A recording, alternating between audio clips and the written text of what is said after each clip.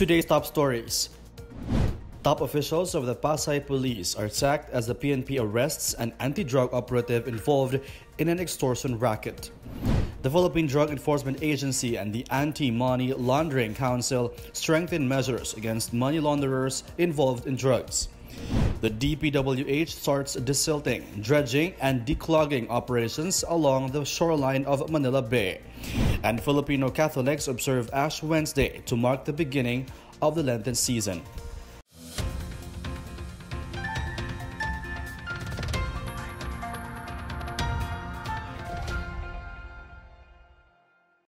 Good day, I'm Pia Rosas Morato. Welcome to the PNA Newsroom. Heads rolled all the way to the Eastern Police District with the arrest of an anti-drug operative for kidnapping in Pasay City. The cop was part of an extortion racket where even his superior was in cahoots. More on this from Romdulfo. The PNP Counterintelligence Task Force arrested on Wednesday morning an anti-drug agent of the Pasay Police Station 1. Police Corporal Anwar Encarnacion Nacer was arrested in an entrapment operation inside the office of the Pasay Station 1 Drug Enforcement Unit. Three of his cohorts, which included SDEU Chief Police Lieutenant Ronaldo Frades, escaped arrest through the back door along with the marked money and the cell phone used by the complainant. The complainant said the cops asked for 100,000 pesos, among other things, in exchange for the liberty of her live-in partner, a drug suspect. But the CITF discovered that the supposed anti-drug operation and the arrest they made was illegal.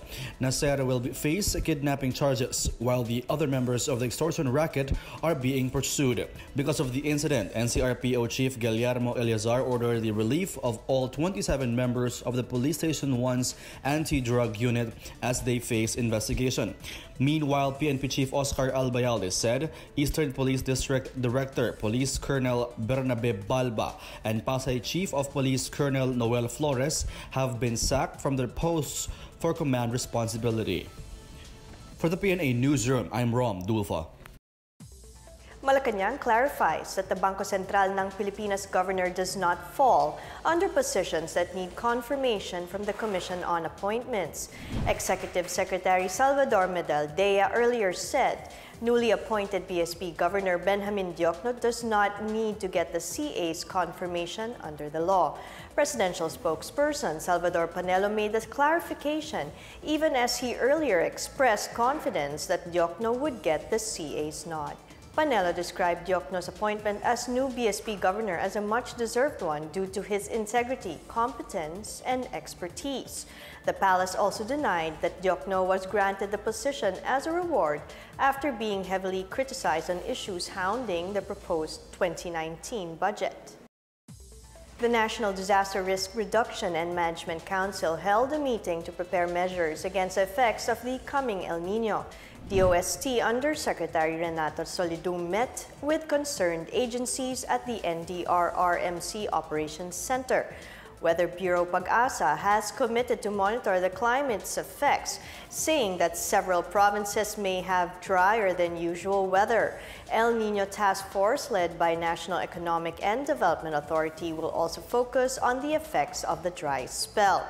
NEDA is confident that the government can withstand the effects of El Niño just as it did back in 2015 to 2016. The NDRRMC member agencies are also coordinating with local government agencies. The El Niño phenomenon is expected to last from March to June and will cause dry spells and droughts. Catholics mark today Ash Wednesday, the start of the 40-day Lenten season. Filipinos observed Ash Wednesday by having ashes put on their foreheads as a reminder of their mortality. The ashes are prepared by burning palm leaves from the previous year's Palm Sunday celebrations. The Archdiocese of Manila asked the Catholic faithful to commemorate Lenten season by praying, fasting, and helping those in need. Manila Archbishop Luis Antonio Cardinal Tagle also urged the faithful to cast unto the Lord all their burdens in the spirit of faith and hope through prayer. Also, he called on the people to leave unnecessary baggage and travel light on their Lenten journey. Meanwhile, the Catholic Bishops' Conference of the Philippines urged candidates in this year's midterm elections to refrain from taking advantage of religious events in their campaign activities. PDEA reveals 64 names in a narco list are running for re-election, and the DILG dismisses the petition of the Alliance of Concerned Teachers as a publicity stunt. More on these and other news around the metro from Benj Bondoc. The Philippine Drug Enforcement Agency revealed that 64 out of 82 politicians on the narco list are seeking re-election in this year's midterm polls. PDEA Director General Aaron Aquino said the number may go up after the validation process as there are more politicians in the National Drug Information System. He said some of those on the list were drug lords while the others provide protection to the illegal drugs trade in their areas. Aquino reiterated his stand of not being in favor of releasing the list, choosing instead to file charges. Meanwhile, hundreds of police and civilians in Camp Crame participated in the yearly bloodletting activity of the Police Community Relations Group and DOH Philippine Blood Center. PCRG OIC Police Colonel Bartolome Bustamante said among those who will benefit from the activity are police who need transfusions. PNP Chief Oscar Albayalde thanked personnel who donated their blood as part of their duty to save others. In other news, the Department of the Interior and local government dismissed the appeal of the Alliance of Concerned Teachers before the Court of Appeals against the supposed surveillance and profiling of teachers as a publicity stunt. The DILG said the ACT party list is politicizing the issue to draw attention to their group because of the election season. It said the court's decision proves that the alleged police crackdown on their group is a figment of their imagination. It said ACT should instead clarify matters with CPP founder Joma Sison, who tagged them as a communist front. For the PNA Newsroom, I'm Benj Bondo. Still to come, the Philippine Drug Enforcement Agency and Anti-Money Laundering Council strengthen measures against money launderers involved in drugs. The Department of Tourism formulates a tour plan to cash in on the Balanggi Gabels in Eastern Samar. More on these when the PNA Newsroom continues.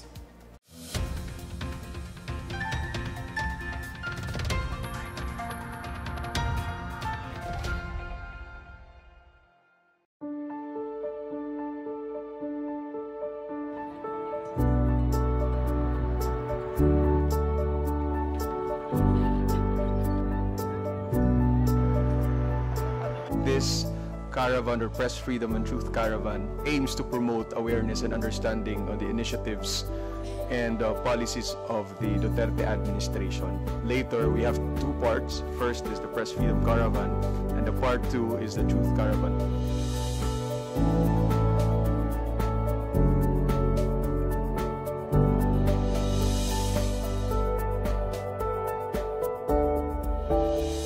We didn't tell our stories. And as a result of that, somebody else told our stories for us. And this group of people who've been telling this story, the Philippine story to you, is a group of traitors to the country.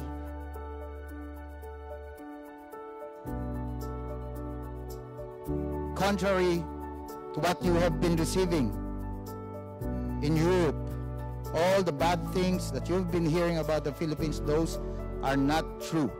Press freedom in the Philippines, it's alive and well, and journalists in the Philippines have never been more protected until now. So under the leadership of our President, Rodrigo Duterte. Your right to ask information from government is already inscribed in the Bill of Rights of our 1987 Constitution. Ayan na po siya, Section 7 of Article 3. Fortunately, we have a president that's street smart like President Duterte, who said, you know, we can actually have an FOI program even without a law yet.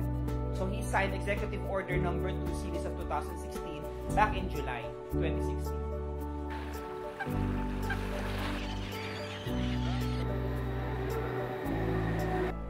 So, we are keeping up with the media trends. Kung ang ibang mga online news agency, kailangan meron na rin social media. Meron na pong kailangan yung digital. So, ginawa na pong lahat ito ng PNA. Making sure that all information patungkol sa trabaho ng Pangulo, priority agenda ng Pangulo at ng gobyerno ay napupunta sa ating mga kababayan na wala akong laptop, walang cellphone at walang internet.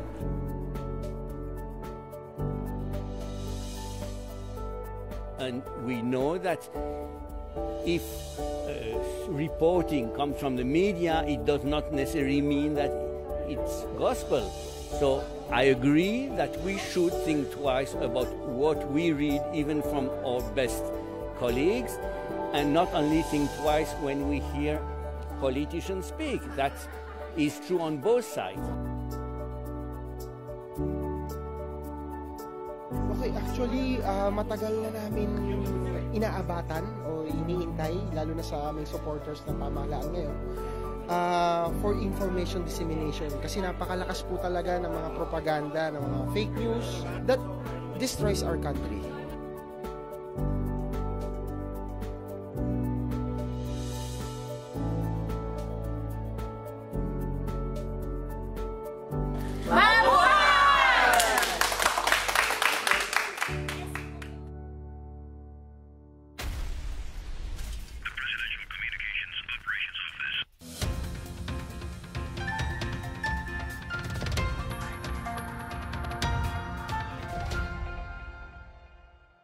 The Philippine Drug Enforcement Agency and the Anti-Money Laundering Council signed an agreement aimed at strengthening cooperation in running after money launderers earning from illegal drug activities. PDEA Director General Aaron Aquino said, laundered money can come from the production and trafficking of drugs, while banks have become conduits for laundering drug money.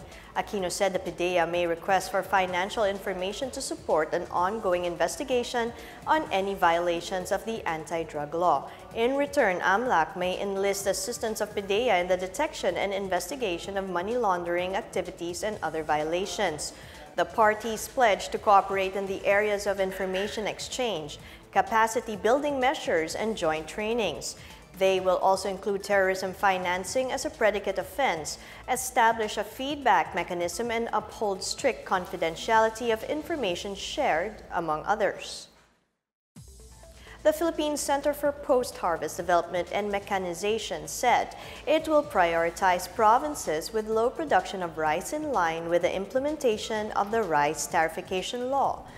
PhilMec Deputy Director Raul Paz said farm mechanization aims to lower post-harvest production losses from drying to milling. With proper intervention, the cost of palay production can be reduced to 10 to 11 pesos per kilogram from 12 to 72. Paz said PhilMec will distribute 200 sets of farm machines per year for 6 years in the prioritized low rice producing municipalities in the country. The rice tariffication law allocates 10 billion pesos per year of Rice Competitiveness Enhancement Fund, of which 5 billion will go to PhilMec for farm mechanization. The Department of Tourism in Eastern Visayas is pushing for a new tour program in Eastern Samar following the return of historic Balangiga bells. Regional Director Karen Tiopes said the publicity generated in December 2018 also gave a mileage in terms of awareness, with over 22,000 visitors coming to the municipality. The tourism director said that DOT has accredited 16 homestay places in Divinubo, Borongan, and 2 in Hernani in Eastern Samar. Priority projects will be training for the stakeholders and frontliners to make a market and visitor-ready Balangiga historical tour. Aside from the Balangiga tour, the DOT is also developing a program for the Tubabao Island Dobrota tour in a bid to nominate the Samar Island Natural Park to the UNESCO World Heritage Sites and Biosphere Reserve. Local officials in Negros Occidental turned over about 200 loose firearms to police. Meanwhile, authorities released a rescued dolphin back to sea in northern Samar. More on these and other stories from the provinces from Janice Cave. The Negros Occidental Police Provincial Office led the turnover of 230 unlicensed firearms to the Police Regional Office 6 in a ceremony held at Camp Alfredo Montelibano Sr. The guns included those with expired licenses and several others from former New People's Army rebels. Over 9,000 loose firearms have been confiscated since the PRO6 launched the Tokhang Kontra Ginadilian Nga Pusil campaign last July. In northern Samar, authorities released a spinner dolphin slightly injured from blast fishing off the coast of Mondragon. The 2-meter-long dolphin was released more than 2 hours after it was rescued and cured of its injuries. Dolphins have been frequently seen in the municipal waters of northern Samar. Meanwhile, the Department of Labor and Employment has allocated an additional 9.8 million pesos in livelihood grants for marginalized workers in Sarangani Province. The funds will be used to acquire livelihood starter kits and other support assistance to individual and workers groups in the province's 7 municipalities. The additional grant brings the approved funding for the province this year under the DOLE Integrated Livelihood Program to nearly 15 million pesos. For the PNA Newsroom, I'm Janice Cave. In our foreign news, a London patient has become the second known man worldwide to be cleared of the AIDS virus. The patient's doctor said he received a bone marrow transplant from an HIV-resistant donor. The patient has shown no trace of previous HIV infection since he underwent the transplant operation 3 years ago. HIV biologist Ravindra Gupta, however, described his patient as functionally cured and in remission rather than cured. He explained the virus could not be detected in the patient's body. The first known patient to be functionally cured of HIV is an American man, Timothy Brown, who also underwent bone marrow transplant in Germany in 2007. Gupta said the method used is not appropriate for all patients but offers hope for new treatment strategies. Up next, the DPWH starts desilting, dredging, and declogging operations along the shoreline of Manila Bay. Nurses from Marawi City joined the National Youth Commission in giving psychosocial intervention to other displaced residents. The PNA Newsroom returns after these reminders.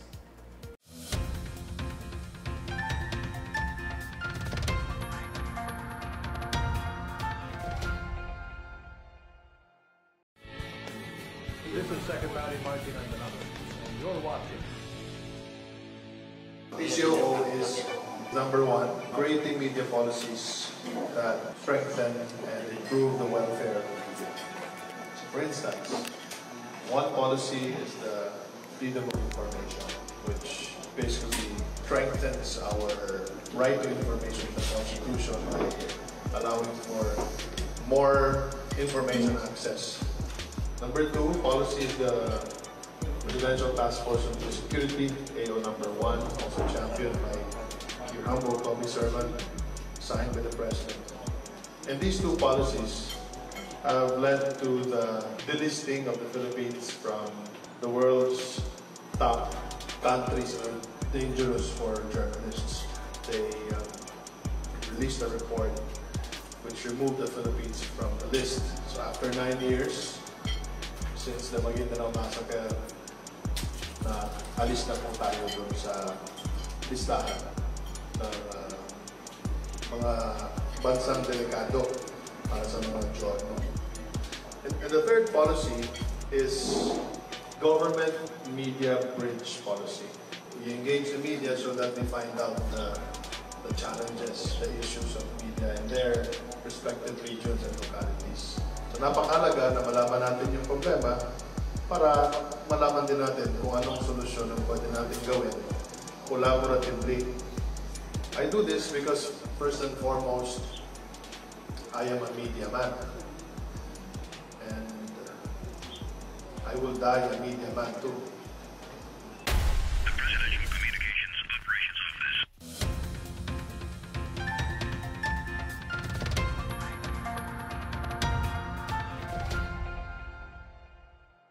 About 225,000 cubic meters of silt will be removed from the shoreline of Manila Bay as the Department of Public Works and Highways officially started its desilting operations. DPWH Secretary Mark Villar said some heavy equipment are deployed in the area and other strategic locations for the cleaning up operations. Implementation of desilting activities will be divided into 5 sectors, which will be finished within 90 to 120 days. Aside from dredging activities, the DPWH will assist in cleanup and declogging of tributaries and drainage canals in the city. Meanwhile, DNR Secretary Royce Matos said that they will be using sewer inspection cameras that will identify establishments that are releasing untreated water to the bay. Researchers from Britain warn that heat waves from the sea may harm marine organisms and affect the world's ecosystem. The Marine Biological Association found that extreme temperatures from heat waves have adverse effects on marine organisms, which can lead to widespread deaths and changes in their environment. Researchers pointed to climate change as the cause of the warming of the oceans, which are damaging marine life the same way crops, forests, and animals are affected. The study has been published in the Nature Climate Change Journal. In sports, around 1,500 coaches from all over the country are joining the Go for Gold National Coaches Convention organized by the National Basketball Training Center. The convention will be held from March 22 to 24 at the SM Mall of Asia Arena in Pasay City. Ateneo de Manila University head coach Tab Baldwin and former Australian national team head coach Rob Beveridge are the main speakers. Also participating as instructors are veteran coach Nash Rosella, leadership team coach Ardy Abello, Singapore Youth Sports Institute head Vincent Ong, and Dr. George Canlas. The Coaches Convention coincides with the Chooks to Go MBTC National Finals. The center has tied up with the Department of Education so that teachers can also attend the three-day convention. Also present were NBTC Training Director Alex Compton, Gold for Gold's Jeremy Go, and Gatorade's Don Gatmaitan. The National Youth Commission has reached out to residents of Marawi to help them cope with the trauma of the siege. Leading the relief effort are nurses and former residents who decided to give back to their hometown. Sweet Lukman from the PIA has a story. Around 30 young registered nurses were tasked by the National Youth Commission to conduct a 4-month mental health and psychosocial intervention for the internally displaced persons at the evacuation centers and transitory sites. The nurses, who are also residents of Marawi City, underwent a 3-day training workshop and simulation drill in Cagayan de Oro City last month under the Task Force Bangon Marawi Mental Health and Psychosocial Services, being implemented by NYC in partnership with the Department of Health Region 10, Marawi City Health Office, and the city government. In his first day working in the field, Muhammad Ibrahim explained the importance of MHPSS to Marawi IDPs. For Ibrahim, who was assigned at Area 6 of Sagonsongan Transitory Site, he feels it very fulfilling to serve his fellow Maranaos and to contribute to the continuous recovery of Marawi. Our goal by looking to it after these coming months, if the people are more positive in a way that you can see changes in their community, makikita mo may mga taong hindi na yung nagiging masyadong reliant sa government, naghahanap na sila ng paraan. Working closely with TFBM's Subcommittee on Peace and Security and Subcommittee on Health and Social Services, the NYC has tapped the local government unit of Marawi in the selection of nurses, DOH-10 for the training and the CHO for the program supervision. During their courtesy call on Mayor Mahul Gandamra, the city mayor thanked the registered nurse for choosing to serve their own hometown. Gandamra also thanked TFBM and NYC for showing their commitment to Marawi rehabilitation and recovery. Itong deployment ng volunteers, no, with mga nurses, volunteers, naging katuwang namin ang National Youth Commission at ang Task Force Bangon Marawi, ay itong intervention na ito, itong tulong na ito, ay napakalaking tulong sa amin. CHO Marawi and the nurses are not only providing psychosocial services, but they are also attending to the displaced individuals' minor medical needs. Together with Wilnard Bacelonia for PNA Newsroom, Sweet Lukman, Philippine Information Agency. Let's now check out the weather forecast for Metro Manila and the rest of the country.